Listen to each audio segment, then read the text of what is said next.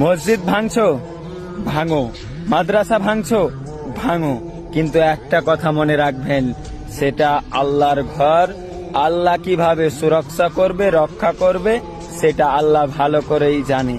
যেমন মক্কাকে রক্ষা করেছিল আবাবিল পাখি দিয়ে, ছোট ছোট পাথর বৃষ্টি করেছিল, ছোট ছোট পাথরের বৃষ্টি হয়েছিল। সেই রকম ভাবে এই মাদ্রাসায়, এই মসজিদকে আল্লাহ তাআলা রক্ষা করবে। আমরা কিছু করতে পারি না, কারণ আমাদের কাছে পাওয়ার নেই, কিন্তু আমরা একটা জিনিস করতে পারি, দোয়া করতে পারি। আর সেই দোয়া আল্লাহ তাআলা কবুল করবে, আর এমন করে করবে, কাউকে ছাড়বে না।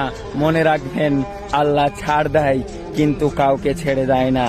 এই ভিডিওটা শেয়ার করে দাও অন্য অন্য মানুষদের কাছে, তারাও যেন দেখতে পারে। আর এর বিফল আল্লাহ তাআলা খুব তাড়াতাড়ি দিবে, খুব শীঘ্রই দান করবে। মনে রাখবেন, ধ্বংস হয়ে যেতে হবে তোমাকে আর আমাকে, আল্লাহ কিন্তু কাউকেই ছাড়বে না। আপনার বন্ধুদের কাছে শেয়ার করুন।